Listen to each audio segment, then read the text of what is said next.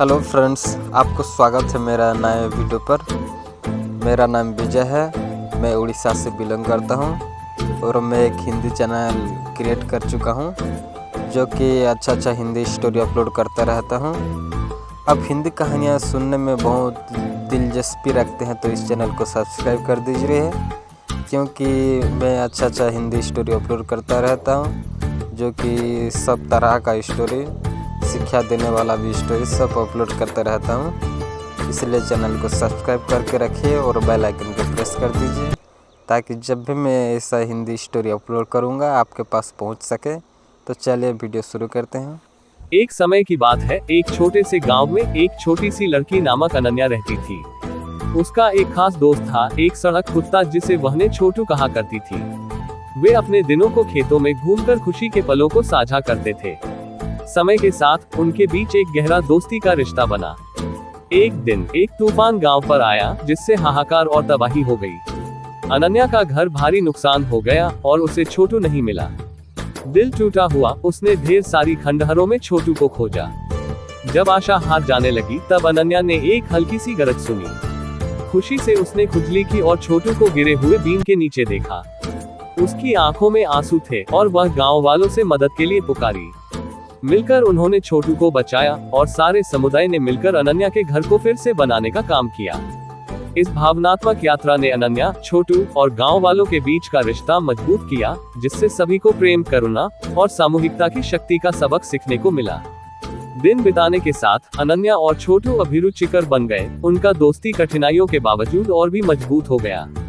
गांव वाले उनकी कहानी से प्रेरित होकर ने गांव की बेहतर तैयारी के लिए एक परियोजना शुरू की।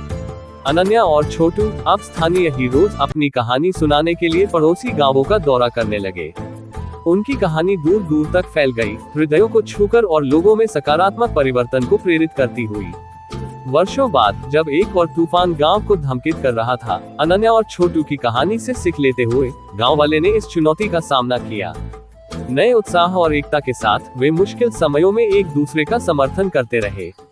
अनन्या की भावनात्मक यात्रा निराशा के गहराई से लेकर जीत के ऊंचाइयों तक गांव पर एक अधूरा असर छोड़ गई। उनकी दोस्ती का विरासत बनी रही, सबको याद दिलाती हुई कि किसी भी कठिनाई के सामने प्रेम और सामूहिकता की शक्ति से बनी सहारा यादगार हो सकती है। उनकी प्रगति के बीच एक रहस्यमय पत्र अनन्या के लिए पहुंचा। जब उसने खोला तो पता चला कि यह एक उदार अज्ञात व्यक्ति का था जो उनकी कहानी सुनकर प्रभावित हुआ था। इस अज्ञात महानुभाव ने अनन्या की शिक्षा का प्रायोजन करने का प्रस्ताव दिया। कृतज्ञता भरी अनन्या ने यह अवसर पकड़ा और उनकी पढ़ाई में पुनर्मूल्यांकन किया। जब उसने विद्या में उत्कृष्टता प्राप्त की तो उसने अपने जीवन का एक नया सपना देखा, दूसरों के जीवन में सकारात्मक परिवर्तन करने का। वर्षों बाद एक सफल यांत्रिक के रूप में अपने गांव में लौटी अनन्या। उन्होंने अपने ज्ञान का उपयोग सुस्ती प्रोजेक्ट्स को लागू करने के लिए किया, गांव को एक सुशिक्षित समुदाय में बदलकर। छोटू, अब एक बुद्धिमान बुढ़िया कुत्ता, ने वफादारी से उसके साथ बनी रही कमाई गेटी।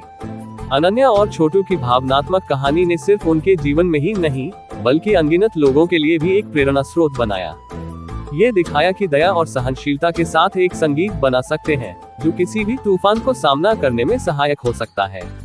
अनन्या और छोटू की कहानी का प्रभाव और बढ़ा जब एक रहस्यमय संग्रहालय ने उनसे संपर्क किया। वहां के क्यूरेटर ने उन्हें आमंत्रित किया और उनकी यात्रा को एक सजीव प्रदर्शन में बदलने का प्रस्ताव दिया। इस प्रदर्शन के माध्यम से गांव वालों को उनकी कहानी का नया पहलू देखने का और सीखने का मौका मिला। संग्रहालय का उद्देश्य था लोगों को प्रेरित करना और अनन्या और छोटू की कहानी इसमें एक महत्वपूर्ण हिस्सा बन गई। वहां के लोग ने भी एक अनूठा सामुदायिक परियोजना शुरू किया जिसमें गांव के बच्चों को कला और सांस्कृतिक विकास के लिए प्रोत्साहित किया जा रहा था। इससे न शीर्षक होने वाले लोगों को ही प्रेरणा मिली बल्कि गांव का सामूहिक स्तर पर उत्कृष्टता बढ़ी। इस अनुप्रयास से यह साबित हुआ कि एक छोटी सी कहानी भी बड़ा परिणाम कर सकती है और एक व्यक्ति या एक समुदाय को कैसे बदल सकती है। अनन्या और छोटू की दोस्ती ने सिखाया कि प्रेम, सामूहिकता और साहस की ऊंची मिसाल कैसे बना सकते हैं। इस कहानी से सीख मिलती है कि धैर्य और सामर्थ्य नहीं हारना चाहिए और हर मुसीबत को सब मिल के सामना करना चाहिए। यह था कहानी दोस्तों, अच्छा लगा तो सब्सक्राइब करें। धन्यवाद।